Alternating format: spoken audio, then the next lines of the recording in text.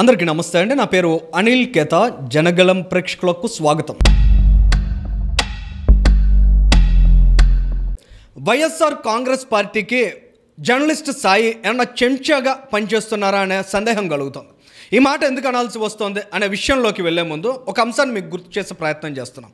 YS Jaganmohan Reddy గారు ముఖ్యమంత్రిగా ఉన్న రోజుల్లో తిరుమల తిరుపతి దేవస్థానం పవిత్రత కాపాడడం అనేది వారికి లీస్ట్ ప్రయారిటీగా ఉండేది. ఇది రాష్ట్రంలో ఉన్న ప్రతి ఒక్క హిందువు అంగీకరించాల్సిన విషయం. అయితే కూటమి అధికారంలోకి వచ్చిన తర్వాత చంద్రబాబు నాయుడు గారు ముఖ్యమంత్రి అయిన తర్వాత అడుగడుగునా టీటీడీ పవిత్రతను కాపాడే ప్రయత్నం చేస్తున్నారు.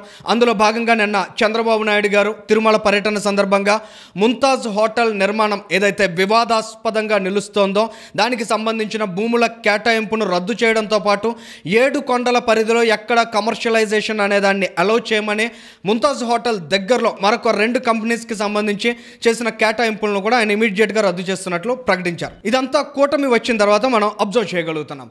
అయితే జర్నలిస్ట్ సాయి గారు ఎంటర్ అయ్యారు. దేనికి ఎంటర్ అయ్యారంటే వైఎస్ఆర్సీపీ అజెండాని ఒక జర్నలిజం అనే ముసుగులో ప్రజల బుర్రలలోకి ప్రజల మెదళ్లలోకి ఎక్కించే ప్రయత్నం చేయడం కోసం ఎంటర్ అయ్యారు. ఆయన నన్నేం మాట్లాడారనే విషయాన్ని ఒక్కసారి మనం వినే ప్రయత్నం చేద్దాం. తర్వాత ఆయన ఈరోజు ఏ విధమైన వర్షన్ మార్చుకున్నారనేది కూడా తెలుసుకుందామండి. అహంకారం ఒక ఒళ్ళు బలుపు ఒక పొగరుకి ఇదే అహంకారం, ఒళ్ళు బలుపు, పొగరు అంటే ఇదే అంటారు జర్నలిస్ట్ సాయి గారు. మీరు నిన్న మాట్లాడినటువంటి మాటలకి ఖచ్చితంగా కట్టుబడి ఉండాలి. జర్నలిస్ట్ అయితే నిజంగా జర్నలిస్ట్ సాయి గారి గురించి మాట్లాడాలంటే కొన్ని అంశాలు ప్రస్తావించాలి. ఆయన జర్నలిస్ట్గా తన జీవితాన్ని ప్రారంభించినప్పటికీ కొంతకాలం ఆయన యూట్యూబ్ ఛానల్ స్టార్ట్ చేసిన తర్వాత భారతీయ జనతా పార్టీకి భజన చేయడం ప్రారంభించారు. ఆ తర్వాత జనసేన పార్టీకి కొంతకాలం భజన చేశారు. ఇవాళ వైఎస్ఆర్ కాంగ్రెస్ పార్టీకి భజన చేస్తూ ఉన్నారు. ఈ మధ్యలో కొంతమంది ఇతరత్ర నాయకులకు కూడా అప్పుడప్పుడు పాలిష్ కొడుతూ ఉంటారు. ఇదేది కూడా జర్నలిస్ట్ స్థాయిలో జనహితం అనేది ఎక్కడ కనిపించదు మాట. అంటే ప్రజలకు మేలు జరగాలి, ప్రజల అజెండా ఉండాలి, సామాజిక అజెండా ఉండాలి, రాజకీయాలకు వ్యతిరేకంగా అంటే రాజకీయ ప్రయోజనాలకు వ్యతిరేకంగా మనం నిలబడాలి, ప్రజా ప్రయోజనాలకు అనుకూలంగా మనం మాట్లాడాలి.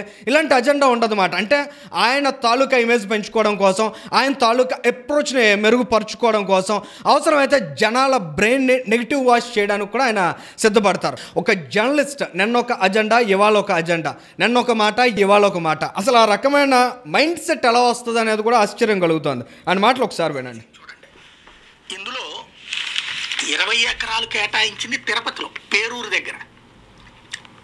బార్లు అవన్నీ అందులో ఉంటాయి కాబట్టి అభ్యంతరం. ఇందులో రాజకీయ కోణం ఎంత తెలివిగా మారుస్తారన్నది చూడండి. ఇది గత ప్రభుత్వం ఇచ్చింది కాబట్టి అది తప్పు.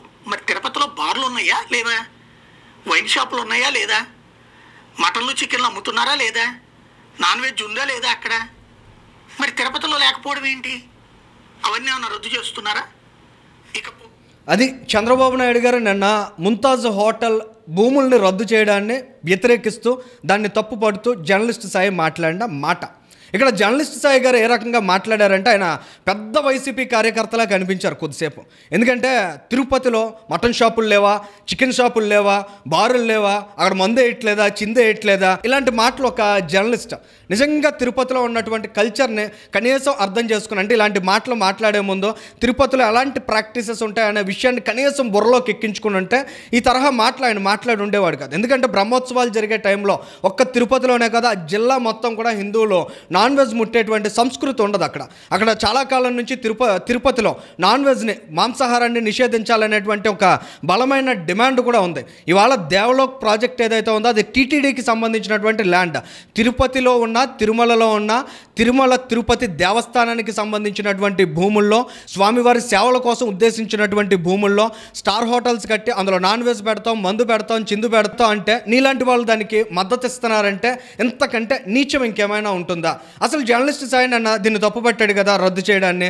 ఇవాళ అదే జర్నలిస్ట్ సాయి ఏం మాట్లాడుతున్నాడంటే లేదు ఇదంతా చంద్రబాబు నాయుడు గారు ప్రభుత్వ హయాంలో కేటాయింపులు చేశారట, మా భూమన కరుణాకర్ రెడ్డి గారు చెప్పారు, వాళ్ళు మా సాక్షి పత్రిక రాసుకొచ్చింది కాబట్టి నేను మాట్లాడిన మాటలన్నీ అబద్ధాలు, ఇవాళ నేను ఏదైతే చెప్తున్నానో, ఇవాళ ఏదైతే మాట్లాడుతున్నానో ఇది మాత్రమే నిజమని చెప్తున్నాడు జర్నలిస్ట్ సాయి. నీలాంటి వాళ్ళ వల్లే పేటీఎం జర్నలిస్టులు అనే మాట వచ్చింది జర్నలిస్ట్ సాయి గారు. కనీస అవగాహన, కనీస ఇంగితం ఉండాలి. నిజంగా జగన్మోహన్ రెడ్డి గారు చంద్రబాబు నాయుడు గారు ఇచ్చినటువంటి హోటల్ అనుమతుల్ని ఆయన శంకుస్థాపన చేస్తాడా? జగన్మోహన్ రెడ్డి మైండ్ సెట్ని చాలా దగ్గర నుంచి చూసిన వ్యక్తివి కదా, రకంగా ఎలా మాట్లాడగలుగుతావు అసలు? విశాఖపట్నంలో లూలు హోటల్ కోసం ఆ రోజు చంద్రబాబు నాయుడు గారు అనుమతులు ఇచ్చారు, మరి దానికి శంకుస్థాపన చేశాడా జగన్మోహన్ రెడ్డి? స్టాండ్ వేసుకుని టెంకాయ కొట్టాడా? అలాంటిది జరగలేదు కదా. మరి వాళ్ళు అక్కడ ముంతాజ్ హోటల్ కోసం ఎందుకు టెంకాయ కొట్టాడు జగన్ రెడ్డి వెళ్ళి? ఖచ్చితంగా ఇది జగన్మోహన్ రెడ్డి ఇంటెన్షన్. తిరుమల తిరుపతి దేవస్థానం పవిత్రతను దెబ్బతీయాలని ఆ రోజు చాలా బలంగా భావించాడు. అందులో భాగంగా అలాంటి హోటల్కి కేటాయింపులు చేశారు. అందులో భాగంగా అక్కడ ఏదైతే దేవలోక థీమ్ ప్రాజెక్ట్ క్రియేట్ చేయాలనుకున్నారో దాన్ని భ్రష్టు పట్టించాడు. 5 ఏళ్ల కాలంలో అక్కడ కనీస డెవలప్మెంట్ అనేది జరగకుండా చేసిన వ్యక్తి జగన్మోహన్ రెడ్డి. మీలాంటి వాళ్ళందరూ జగన్మోహన్ రెడ్డిని భుజానికి వేసుకుని ఆయన భజన చేయడానికి, జనాల దృష్టిని మరల్చడానికి, జనాల బుర్రల్లోకి వైఎస్ఆర్ కాంగ్రెస్ పార్టీ థీమ్ని ఎక్కించడానికి చేస్తున్న ప్రయత్నాలు ఏవైతే ఉన్నాయో చాలా జుగుప్సాకరంగా కనిపిస్తున్నాయి. ఒక జర్నలిస్ట్ ముసుగులో మీలాంటి వాళ్ళు ఇలాంటి ప్రయత్నాలు చేయడం అనేది అత్యంత దారుణంగా కనిపిస్తుంది. ఏదేమైనప్పటికీ ఇవాళ దేవ్లోక్ ప్రాజెక్ట్ కోసం కేటాయించిన భూముల్లో ముంతాజ్ పేరుతో ఒక హోటల్ ఏర్పాటు చేయడానికి జగన్మోహన్ రెడ్డి ఇచ్చిన అనుమతుల్ని ప్రస్తుత కూటమి ప్రభుత్వం ఎలాంటి మొహమాటం లేకుండా రద్దు చేయడం, అదే సమయంలో ఒబెరాయ్ గ్రూప్కి సంబంధించినటువంటి హోటల్స్ని ఆ రోజు జగన్మోహన్ రెడ్డి లూలు సంస్థను తరిమేసిన విధంగా తరిమేయకుండా చంద్రబాబు నాయుడు గారు ప్రత్యామ్నాయ భూ కేటాయింపులు చేయడంతో పాటు తిరుపతిలో ఆ హోటల్ కన్స్ట్రక్షన్ జరిగే విధంగా అనుమతులు ఇచ్చే ప్రయత్నాలు కూడా చేస్తూ ఉండడం అనేది ఖచ్చితంగా ఒక పాజిటివ్ సైన్గా చూడాలి. డెవలప్మెంట్ జరగాలి, డెవలప్మెంట్ని అడ్డుకోకూడదు, దానికి రాజకీయపరమైన కారణాలు సాకులు చూపకూడదు. And at the same time ప్రజల అభిప్రాయాలు, భక్తుల మనోభావాలకి విరుద్ధంగా కూడా వెళ్ళకూడదనే ఆలోచనలో చంద్రబాబు నాయుడు గారి నిర్ణయం అయితే కనిపిస్తోంది. సో ఈ మధ్యలో ఇలాంటి కపట వేషాలు, జర్నలిస్ట్ సాయి లాంటి వాళ్ళు చెప్పే మాటలు, ప్రజల బుర్రలను చెడగొట్టడానికి వాళ్ళు చేస్తున్న ప్రయత్నాలు అయితే ఖచ్చితంగా విజయం సాధించమనే చెప్పాలి. ఇవాళ ప్రజలందరూ కూడా ఆలోచనతో వ్యవహరిస్తున్నారు. మీరు చెప్పే మాటల్ని గుడ్డిగా విశ్వసించేటువంటి అవకాశం, ఆస్కారం రెండూ లేవనే విషయాన్ని అయితే ఖచ్చితంగా జర్నలిస్ట్ సాయి గ్రహించాలి. Thank you.